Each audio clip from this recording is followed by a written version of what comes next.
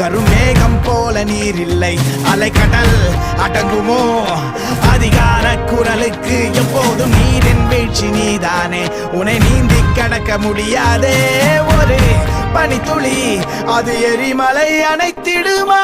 வெட்டுக்குடியின் கூப்பாடு இனி நாட்டுக்குள்ள கேட்காது, இன முகவரி அது இனி விழித்திறந்திடுமே. வெட்டுக்குடியின் கூப்பாடு இனி